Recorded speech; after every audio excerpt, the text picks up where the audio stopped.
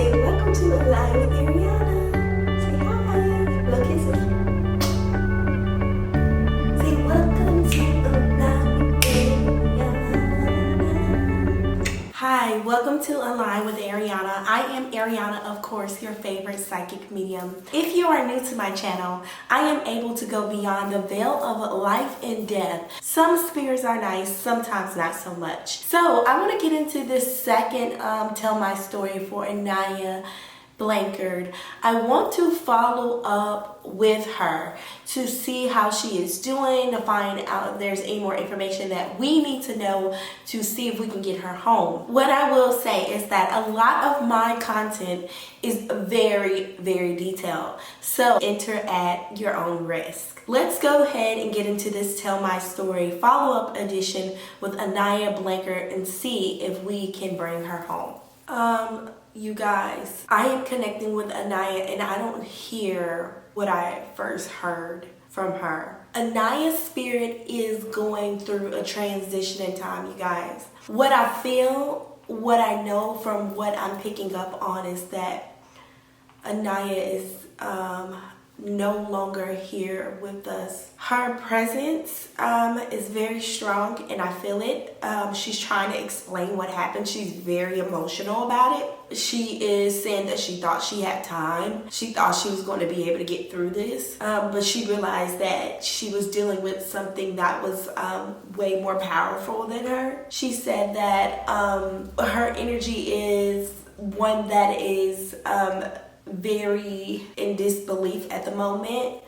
Aniah doesn't understand how she got to this point, but she also saying that this might be part of her purpose, and this is going to be her way to talk about her situation. She's saying first thing she wants everyone to know is that she loves everyone. She understands and trusts this process that it had to happen for her. She is not happy how fast or the way it happened. She said that she was getting in her vehicle, getting in the car, and someone had got in with her very quickly, and it happened very, very fast.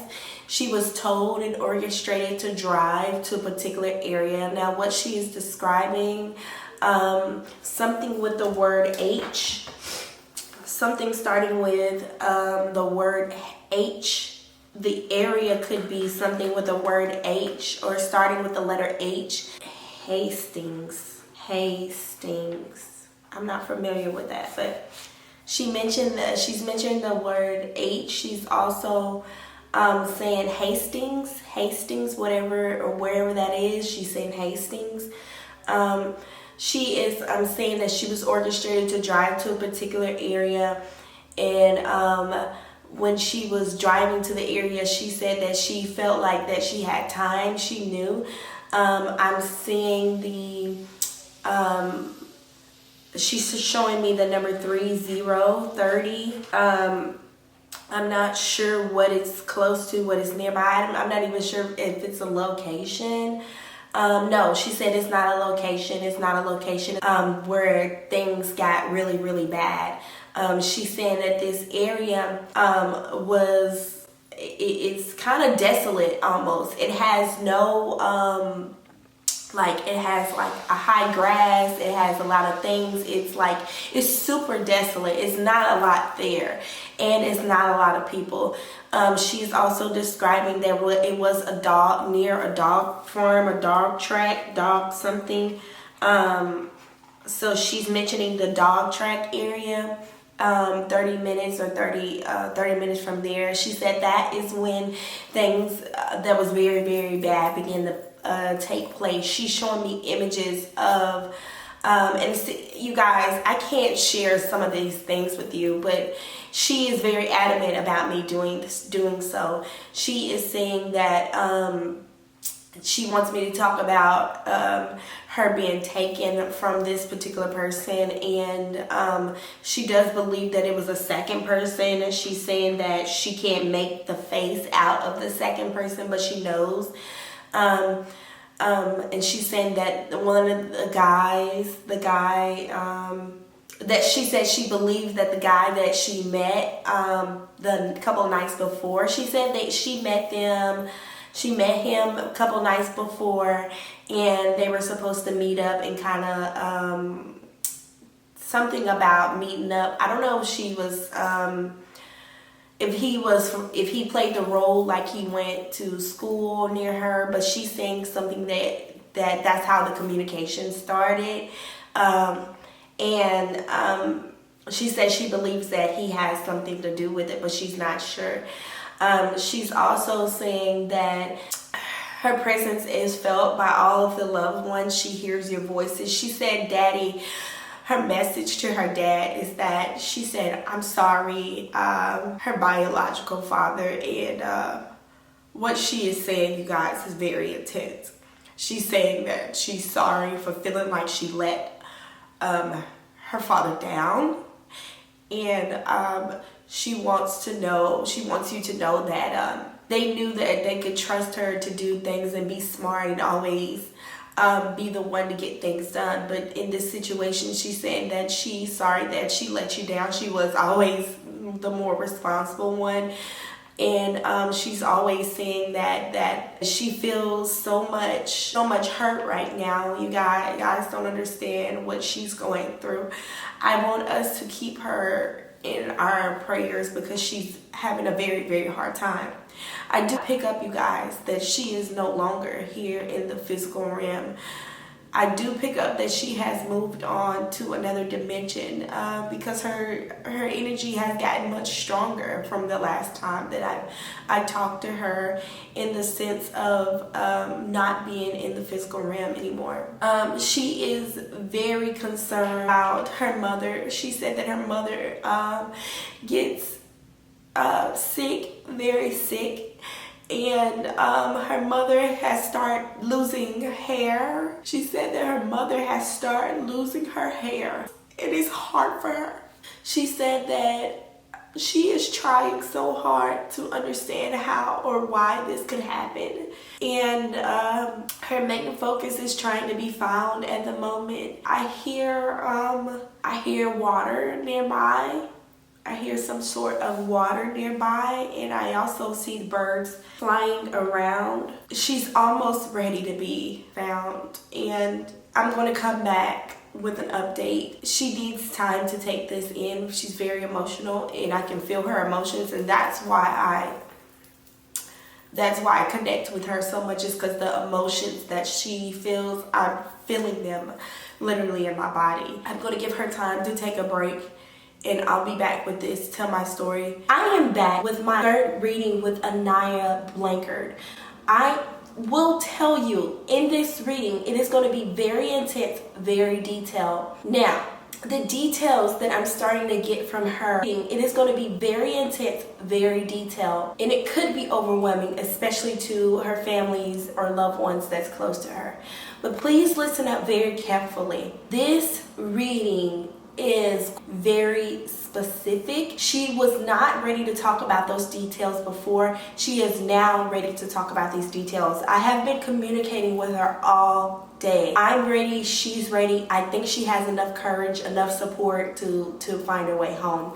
So please understand that this reading is going to be very detailed. Now, this is going to be the third time that I've tried to connect with her. I tried to connect with her earlier. She couldn't give me many details. She was very, very overwhelmed emotionally. She's here. She's ready to connect. So let's go ahead and get into this Tell My Story reading. Now, I have specific things that she wanted. And she said that it could stay between me and her, and I had to get her these things.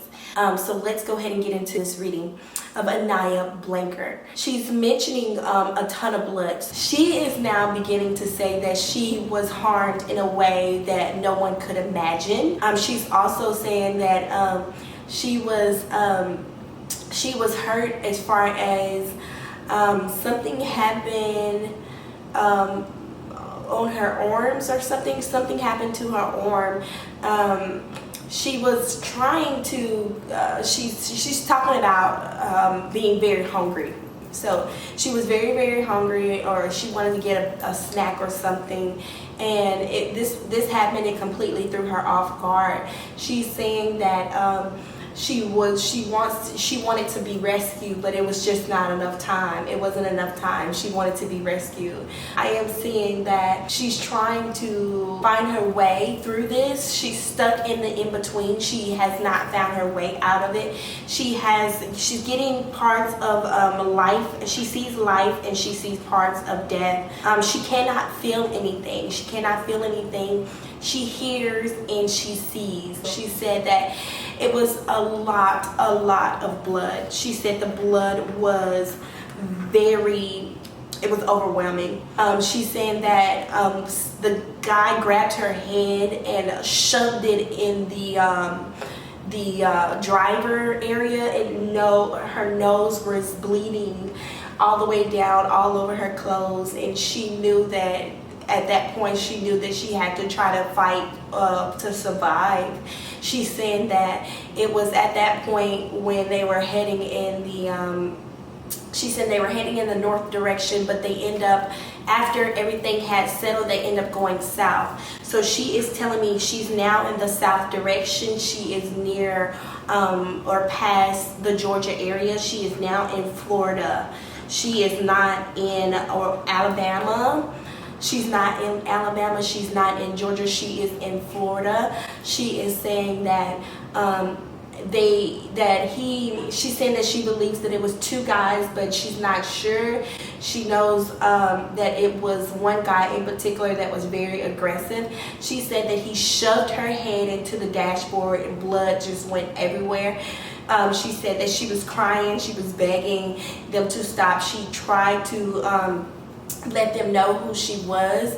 She tried to tell them that, that if they would let her go, then it will be money. But this person saw pure evil. They did not want money. They get a satisfaction out of the fear that people have. And she said that she had so much fear that it was she was scared. She is talking about she never knew that the world or life could be so scary, that she said that in the glimpse she thought about, she's mentioning a brother or something, some type of brother. She's talking about a brother. She's saying brother. I don't know if they had a nickname for him, Booby, Bobby, or something like that.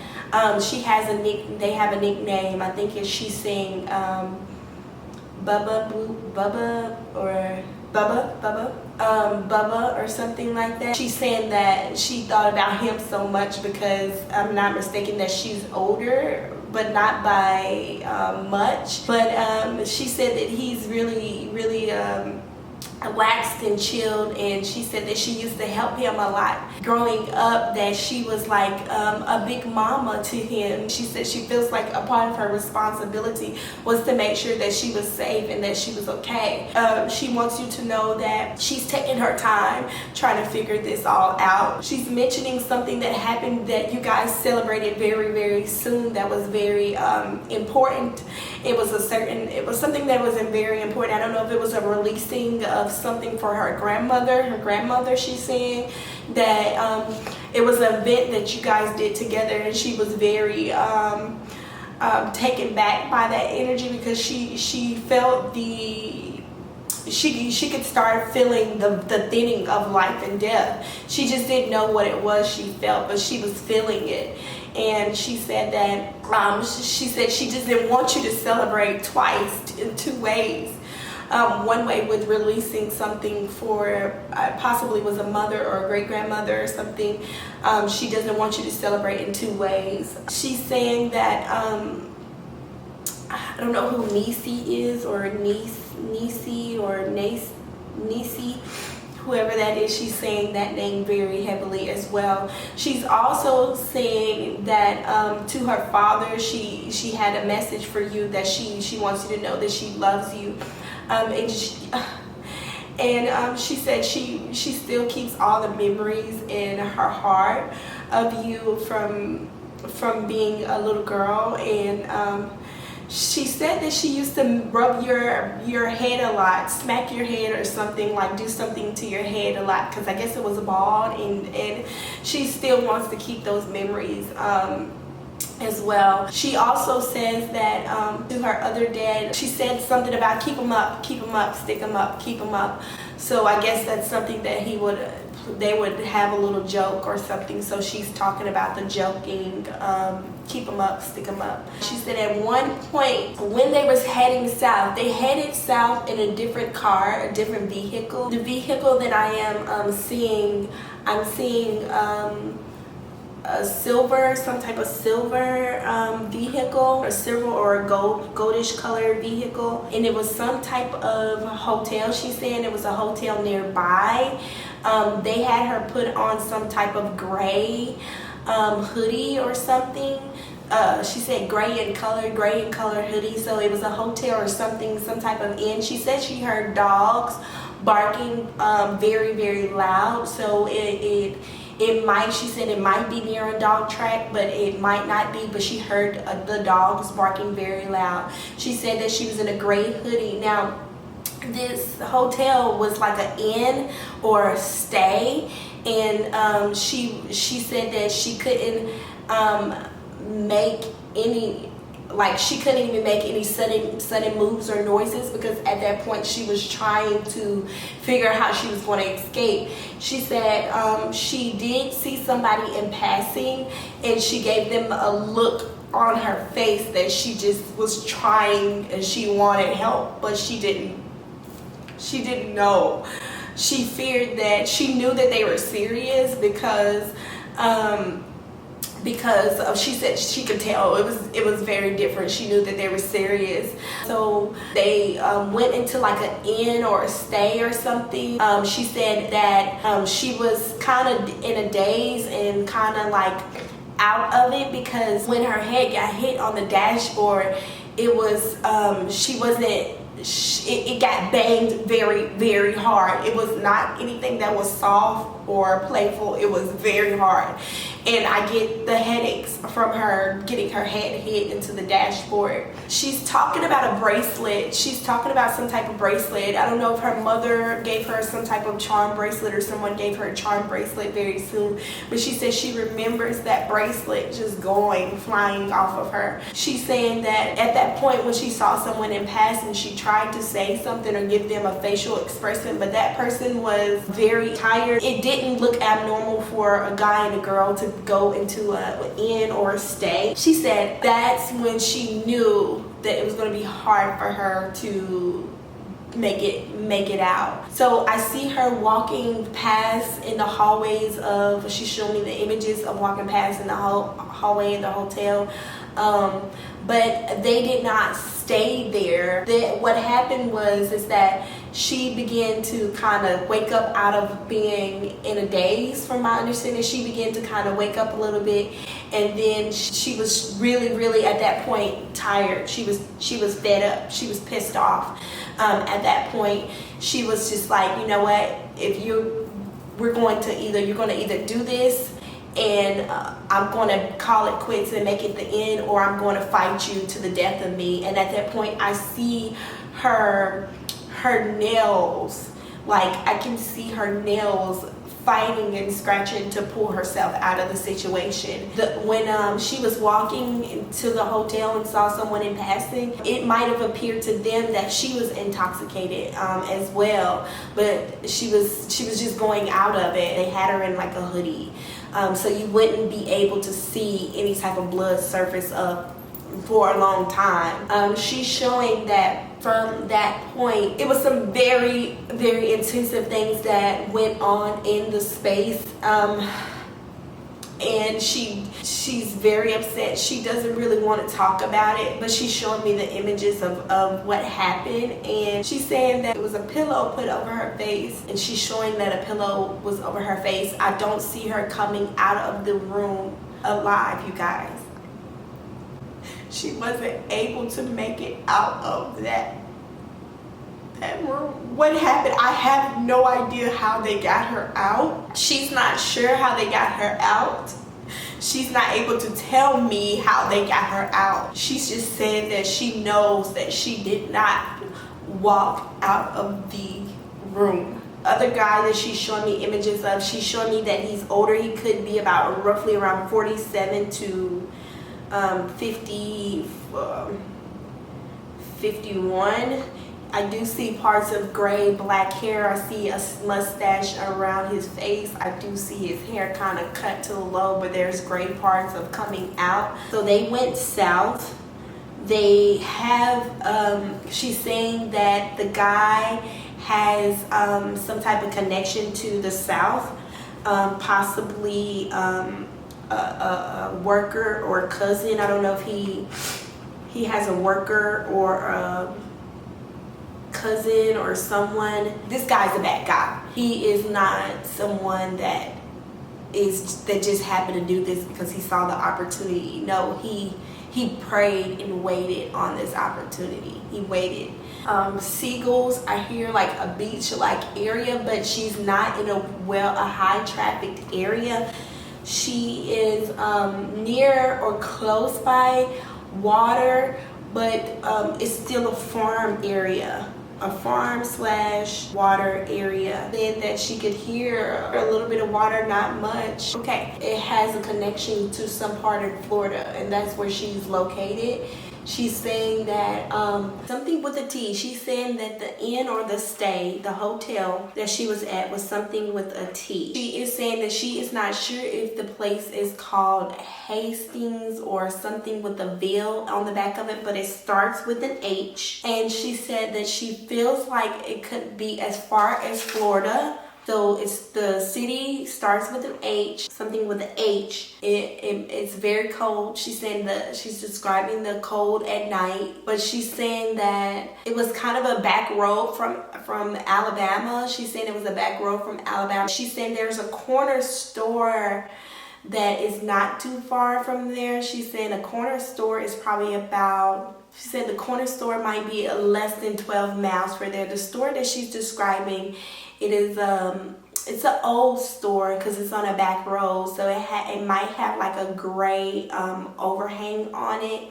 and it might have two pumps in front of it.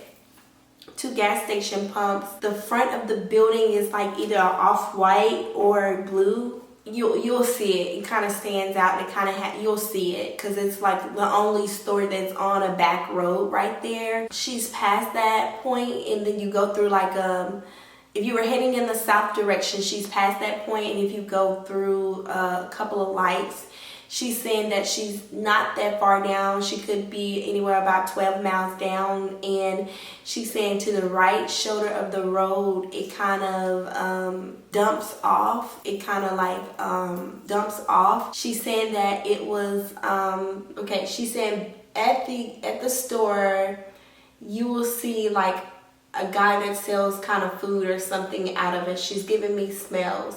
Like a stand, some type of hot dog stand or some type of stand. She's saying that if you keep straight down the road, if you keep going straight in the south direction, then you will see some type of lake or something right there, but it's a road. It's a road that kind of dumps off onto the side, but it has like a water area. She is saying that she is near that area.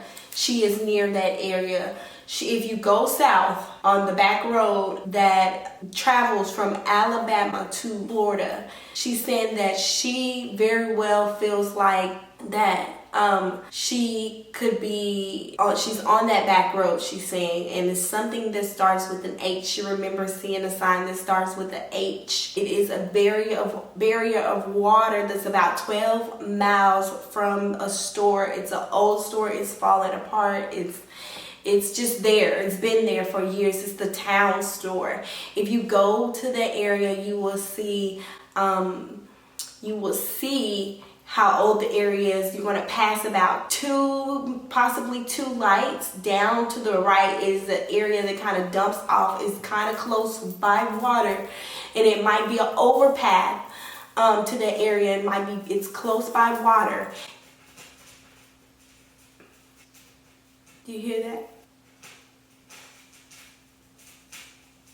She's communicating. She's communicating through fire. She's saying that it is an area that dumps off to the side, and that is where you'll find her. It's a bridge, an overpath, a bridge, and it's an area that dumps off by water, and she is there. She's there waiting, and that's why it gets cold to her at night. It gets cold because the temperature drops. It will be a high bushy area to try to get down by the water. Possibly thought someone was coming. That's why they were planning to put her in the water, but they said that they felt someone was coming and they did not put her in the water. She said that he has scratches all over him, over his hand, from where she tried to scratch him. She's showing me that the majority of the activity was led by this one person, even though others were there. And she said that she is there waiting.